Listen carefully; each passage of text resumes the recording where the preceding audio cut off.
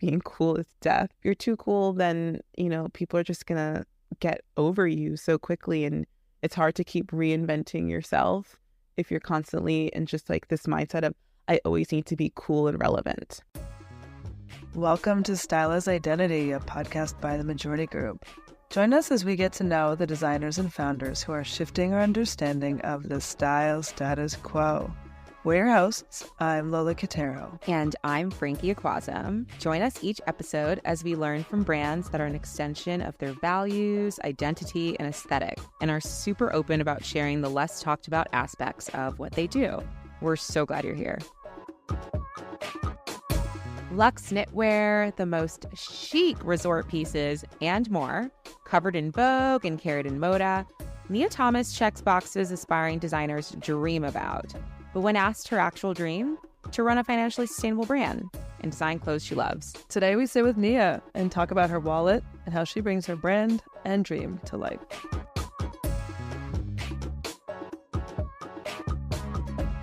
Hi, Nia. Hello. Hi, Nia. Hi. We're so excited to be on these couches here with you today. Thank you for having me. West Village has never looked so good. So should we talk about Nia Thomas? Yes, we're obsessed with everything you do. Thank you. And we know that the brand is, named after you glamorously. How do you describe Nia Thomas? I describe Nia Thomas as a brand that is for women that unapologetically own their sensuality, their rituals for self-care, and their understanding of sustainability, and not just from a clothing standpoint.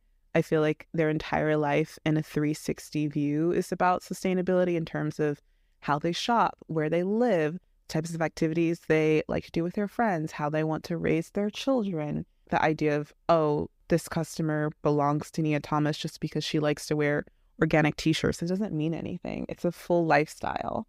So someone who appreciates that lifestyle.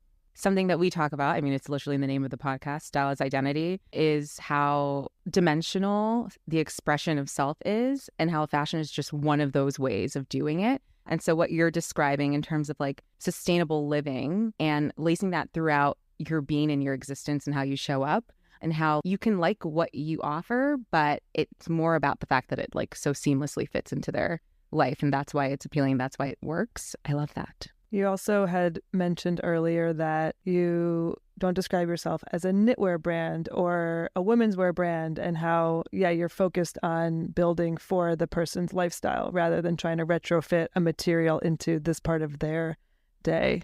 Exactly. I feel that this new generation that is discovering what luxury is, it's very different from my mom's generation. My mom is 63, and growing up, she knew that cashmere and silk and these materials that are known to be like more luxurious than the standard things that you would get at like lower price department stores. But this new generation is learning about new fibers like tencel and regenerative cotton, and that can be luxurious as well, especially if it's made in an ethical way.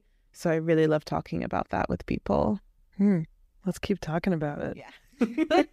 What was your path to Nia Thomas? I would say I kind of took a traditional path in terms of going to school for design. In my high school, there was a fashion design program, and I just took it for fun because I'd always been such an artistic kid. So by the time I was in 9th grade, I had already taken all of the art requirements to graduate from high school.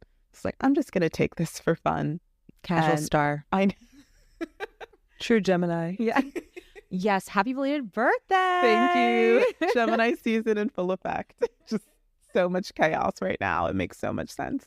My teacher who ran the fashion design program, Miss Murphy, she really saw in me this passion and this knack for making things and just always drawing on, the back of my math tests. And my aunt had an alteration shop, and I was always in there as a kid, and she really taught me how to sew and how to do basic pattern making and draping and how to alter patterns depending on the client's needs or body types. So I was always interested in doing that and going to thrift stores and buying a dress that's like a 4XL and then patterning it down and changing the neckline and making it to fit me perfectly. And she saw how excited I was by that. And I remember one day she was like, if you want to go to school for this, I can help you. And I was like, do people like go to school and study fashion, become fashion designers and are really successful and rich? Like, okay. Like the naivete when you're 14 hits on a totally different level. But I remember being 15 and my teacher telling me, if you want to get into FIT, you have to take summer classes there because they help you to develop a portfolio that is exactly what they would want to see during the admissions interview, because it's a real life interview. You have to go with your portfolio and your garments and you're in front of a panel. It's very serious. So I was like, okay, I want to do that. And I got into FIT and I did my BFA there and graduated in 2017. That's amazing. For you, what does success look like for you and your brand? That has shifted a lot in the recent years. I felt that when I started this brand, I was 22 and now I just turned 28, and the ideals of success has shifted with age and experience in the world. And right now it's just being able to pay my bills, hiring staff, paying my parents' bills. If I can do that, That's real. I'm set. I think financial stability is underrated. Yeah. What did you start with, though? What was success then? Success at the time was being on the cover of Vogue and having the establishment accept me. And when I say the establishment, I mean Anna Wintour, CFDA, Stephen Kolb, all of that. Mm-hmm. Having fashion shows and having validation from press and editors and stylists and influencers and the New York fashion women walking down the street and wearing Nia Thomas. I don't really give a shit about that anymore because I feel like a really great compliment I got from my friend the other day was Nia Thomas is one of those brands where if you know, you know. If you see someone wearing it on the street, you're like, oh, you're wearing Nia Thomas, right? And they're like, yeah. I love that so much more. Yeah. And I think when I was younger, it was more about just being really cool. And now I'm like, I don't want to be cool. I think being cool is death, because if you're too cool, then, you know, people are just going to get over you so quickly. And it's hard to keep reinventing yourself if you're constantly in just like this mindset of, I always need to be cool and relevant. What's interesting about that is you have achieved, you know, you are in press, you are in all these retailers, you're in Moda Operandi. And so I think it's interesting that you're starting to achieve some of those goals and you're shifting. You're not like, oh, let me keep chasing that. Because then a little bit of why we're here today is like some of those are gatekeepers of the industry, and your brand is so clearly trying to shift what the industry looks like and what success looks like and who's wearing the clothes and what we get out of wearing the clothes. I do want being cool as death on a t-shirt, though. That I'd be okay with. Could you work on that? If you think about just in like the past 10 years, like every publication that was said like, you know, Jennifer Lawrence, the new it girl. It's like when you're the it girl, that's only for a certain amount of time because there's always going to be the next it girl. I don't want to be the it brand. Like I want to be here 20, 30, 40 years from now. And I feel that being it in a moment doesn't necessarily help to propel that. What you are describing, going back to what you said about sustainable lifestyle, though, is kind of like a sustainability of self or sustainable identity where you're like... Longevity. Yeah. I was actually going to ask you how you shed that, because I think growing up, there's this, at least, I don't know whether it's like gender roles or whatever, but like this tendency to be like, I'm not where I need to be until I've gained acceptance. And I think in an industry like fashion, where it's so visual, tactile, I mean, that's on a whole other level. So I was going to ask you how you shed that, but I think you're kind of already kind of speaking to it in some of what you said. How I shed that? I mean, there's definitely been moments over the past few years where, you know, I was able to like peek behind the curtain and really see that world. And you get there and you're like, this is it. It's like very underwhelming or just very pretentious. And people that you idolize, you realize that they're not happy. You talked about financial stability. I think that takes us a bit to talking through, you know, some of those important things that cannot be overlooked, like how you sustain a business. And we'd love to hear about when you launched and like what your resources look like at that time and kind of how you thought about them in the short term and also how you thought about them in the long term. Absolutely. So when I launched, I had absolutely no idea what I was doing. During my 4 years at FIT, I never had a single business class, so I didn't know anything about margins or wholesale or how to build a website or how to market or merchandise, really. So I was just having to learn all of that on the fly. And in the beginning, I was just making things. And thankfully, I had a full-time job still, so I was able to pay the rent, feed myself, student loans, like all of that was covered. And just from extra freelance side gigs, like I did modeling, I was a coat check girl, I sold vintage, I did whatever I had to do. Yeah, that New York hustle. Yes. It never gets old, you know, that New York hustle and having that extra side income, like that was funding the brand. And it wasn't really a way to track it in the beginning. It's, oh, I'm getting a lot of hours from this gig this week, so I'll have like $400 to go buy fabric. And it's like, oh, this week is really slow, so you know, I'm just going to focus on just like making some content and not making anything until I have money to keep going. And it honestly felt like that up until 2020, when there was a shift and a whole movement of like shop Black and support Black designers and brands and entrepreneurs, and that influx of cash coming in from that, just from people reposting me, and then more eyes created more sales. And with that capital, I was like, oh, shit, I have $20,000 in my bank account. How are we going to use this to divvy up between marketing and merchandising and hiring staff and buying more materials and PR? And that was the first time I was able to really like make an Excel sheet to map everything out. So when you launched, sounds like your main two resources were time and money. Both were finite, but you could kind of go back and forth between them to keep pushing things further. Absolutely. With 20 grand, how did you go about trying to balance what to do with that? I definitely made a lot of mistakes. I was still really young and didn't have that many resources in terms of business advisors to help me. So it's just my like 24, 25-year-old brain being like, this is what I think I should do. And because the demand was so great, the first thing my mind went to was using a lot of money to up my inventory and to start working with a proper factory to make things in a mass production way, because before everything was one of a kind. Everything I was hand sewing in my bedroom myself. And a lot of boutiques were reaching out because they're like, oh, we discovered your brand. We want to carry it. Can you send us a line sheet? And I would. And they're like, wait, everything is one of one. Like, you don't have a size run or multiples of these? And I'm like, no, I don't. But if you want me to do that, it's going to take months. And I would need a deposit, and it just wasn't working. So it's like, logistically, it makes sense to spend the money on producing pieces.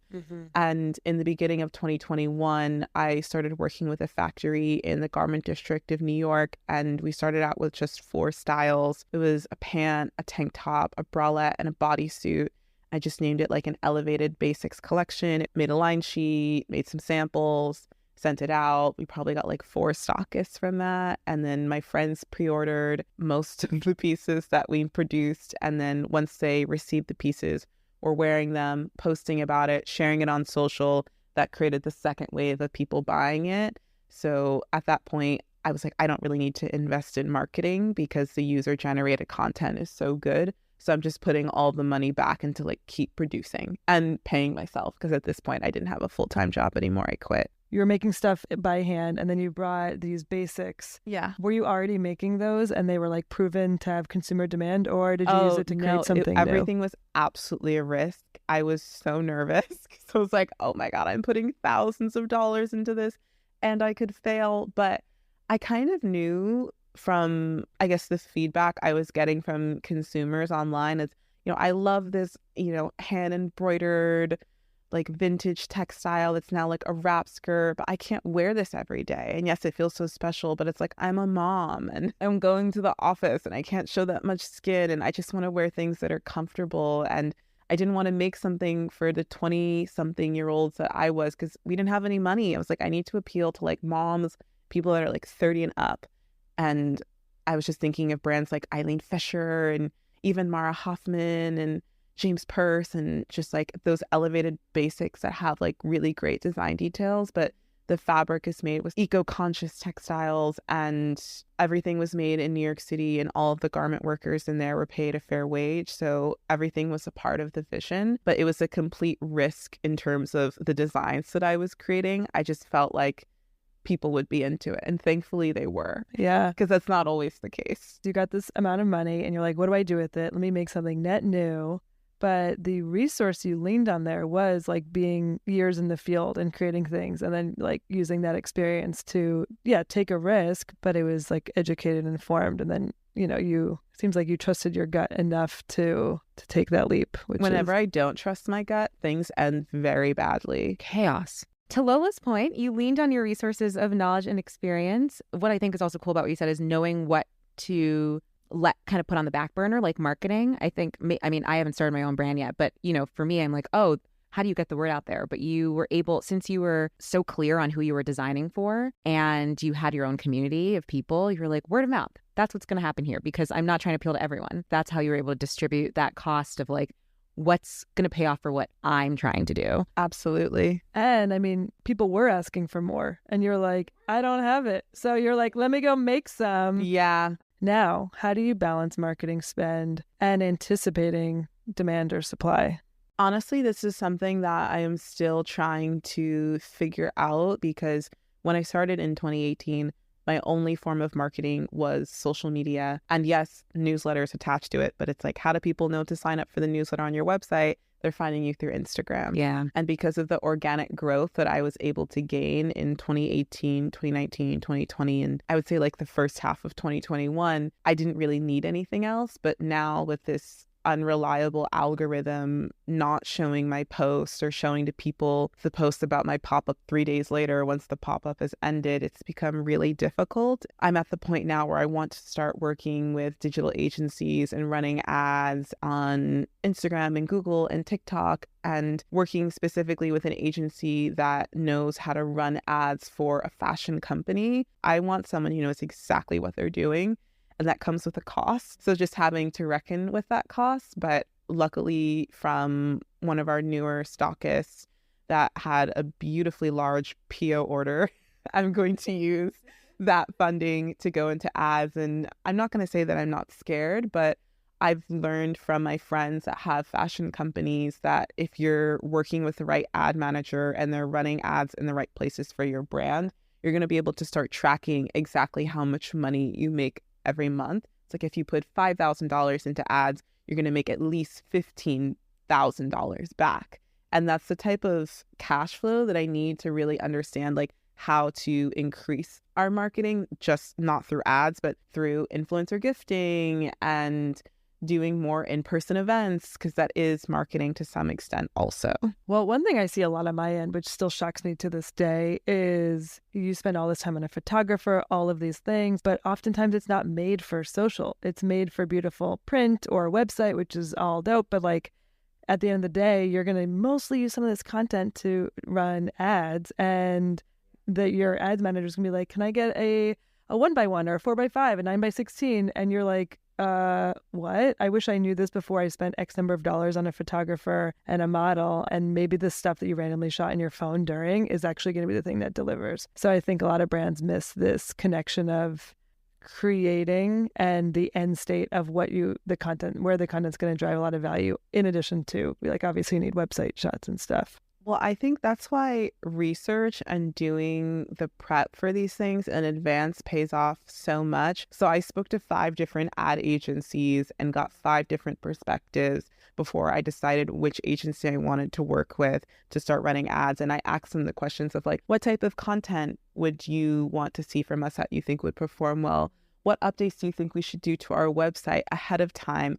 Because, someone was like, well, if you're selling this dress for $725, the photos on your website should not be shot on an iPhone.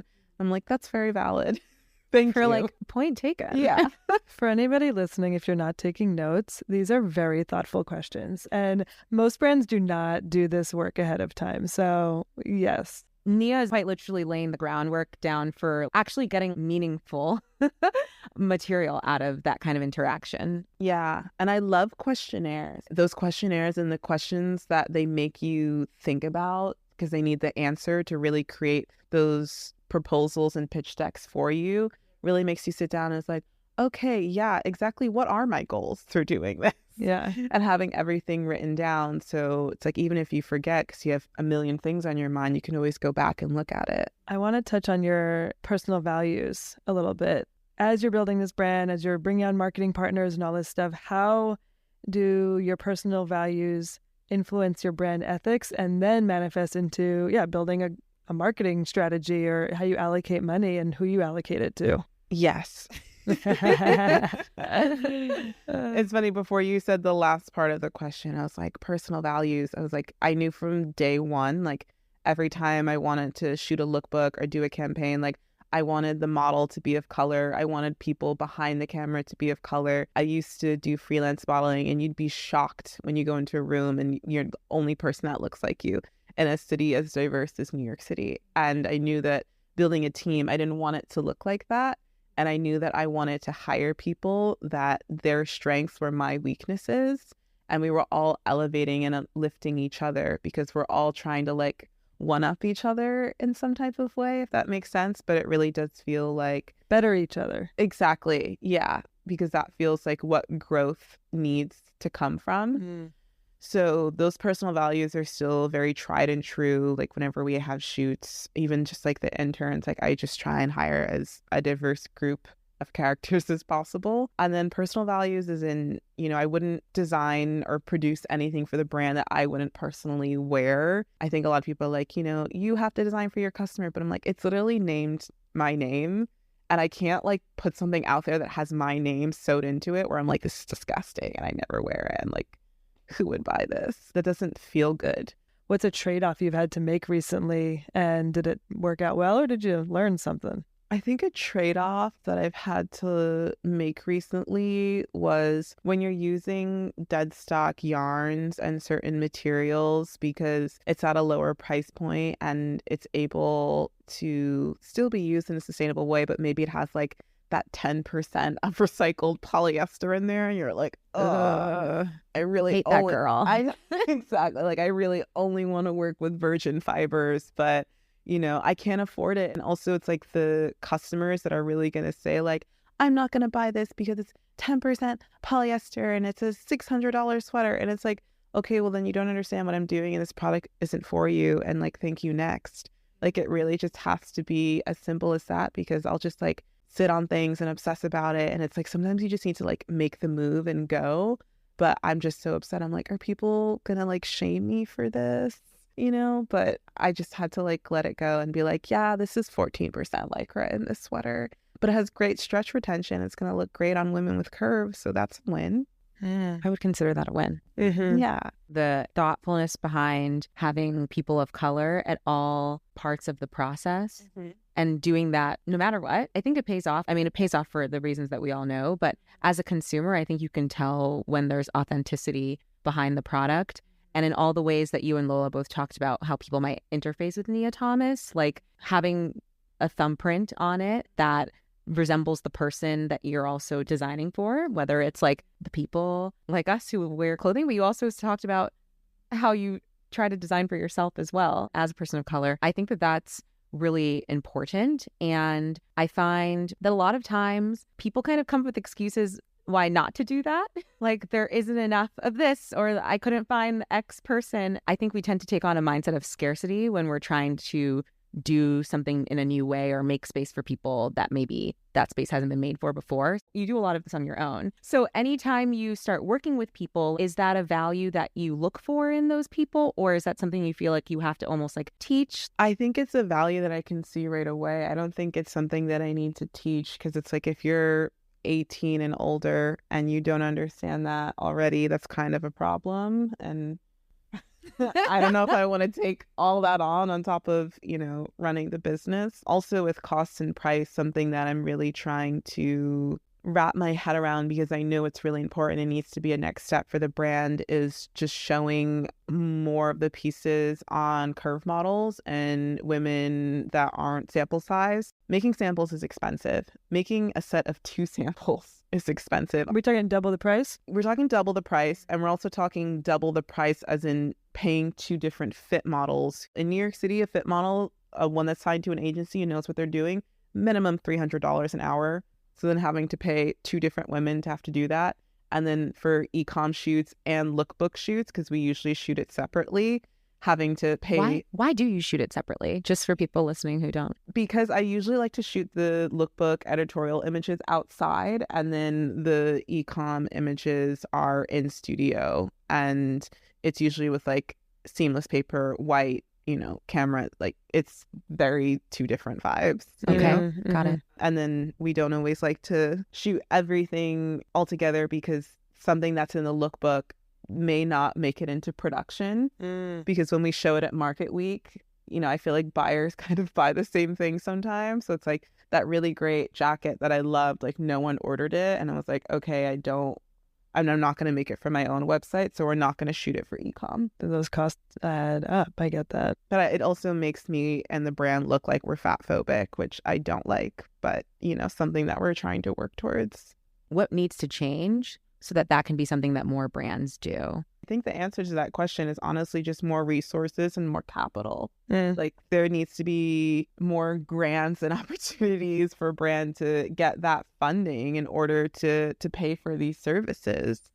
And especially young designers, I would love it if these agencies would have like a young designers rate, because it's like there's been so many plus size models that I've been following for years, and they're such muses, and I name pieces after them and I want to shoot them, but their day rate is $5,000 and I can't afford that at the moment. But I still want to work with them. But maybe if they were like, oh, you're an emerging designer, like what if we did $2,500 for the day rate? Like that's just something that's so much more approachable. But someone ends up getting the short end of the stick that way, and I don't know if that's fair either. So I don't know, what do you guys think? I mean, I like running tests and stuff. I'd be curious to see if you're maybe have the same garment, 2 colors. I would shoot one fit model that you have for one color, another size model for the other one, and then see like, I mean, sure, the variable is the color of the garment then, and that's something, but I'd be like, how much do sales shift? Do we think it's because the audience that is consuming this, are they able to envision themselves on this item while looking at who's wearing it and what that size is? Absolutely, because everyone just wants to see themselves when they're looking at an image and feel beautiful about it. And so then I'd say, okay, is the photographer helping to bring beauty in the photography? Is it just through the gaze that we've been used to seeing it in? There was a brand, Lively, this like underwear brand. I heard them talk a while ago, and they did a lot of UGC style photos. I might be like misspeaking there of like the exact kind, but initially people were not purchasing because it was not like these polished images. Yeah. And then there was a shift in trends and market dynamics, and then they started to shift their website, the percentage of content that was like UGC, because that's what actually started to sell, because people were more like relating to that content than they were this like high polished thing, which is great because probably it was like a little bit cheaper to produce. And so I think, yeah, like, what does that look like? And how are we representing beauty? And, it's also putting more onus on you as the brand that's like responsible for doing all of the things and driving all of it. But I think that would be the big shift that needs to happen, is showing what beauty looks like. Absolutely. Yeah. And it goes more than just like, oh, well, then put that size 16 girl in this dress. When I'm casting, I'm like, okay, if we're doing a lot of creams for these styles, like I think that light and pastel colors look beautiful on like darker skin tones, and and things that are more rich, like maybe a paler skin tone, and there's so many things that go into it that my brain is always circulating that maybe people aren't thinking about because they're just like, why aren't I seeing myself? Yeah. There's the images when you show on Instagram, you can have your website show like 10 different people that are wearing this, and that's a really good way to, at scale and at cost, show what this looks like on different people, and it allows for that. I think that's an effective way. I often use that to see. Often now, I actually do not buy anything without cross-checking like website, Instagram, review pictures. You really are trying to build all these different sources add up to you being able to see yourself in something. Yep. Because of how much we online shop now. But so much of what you described when you were talking about all the things you think about kind of remind me of that, because I think the fact that you think about that makes it easier for us on the receiving end to picture ourselves in something. It's funny, I was talking to one of my vendors buying silk in the garment district yesterday, and I was looking for like a very specific shade of green silk. And he showed me something and I was like, that's not right. And he was like, it's so similar. And I was like, you don't understand. Like, I can feel within my body, like, that's a best-selling color. That's a best-selling print. That's a best-selling silhouette. And I'm never wrong. Maybe that's my toxic trait. That's not going to work. Cute it's not that you right. call that toxic. Yeah, that is. I'm sorry, that's confidence. Yeah. Thank you. I think that's just, it is what it is. I never. I think it's just like, I mean, I'm sure some of my factories and vendors are just like, this girl is crazy. But I'm just like, no, like you have to trust me on this. And I think maybe more so now, not so much. But in the beginning, they were like, you go into these factories and they're used to working with these big brands. And I come in my Doc Martens and like carrying all this fabric. And they're like, this is a kid. We're not listening to you. But it's like, if you have the right amount of cash that they want, they'll listen. And then they'll eventually realize like, oh, actually, this tech pack is flawless. Oh, actually, this sample looks good. Okay, like, I guess you do know what you're talking about. Yeah, she does. Don't doubt her. Numbers don't lie. They never do.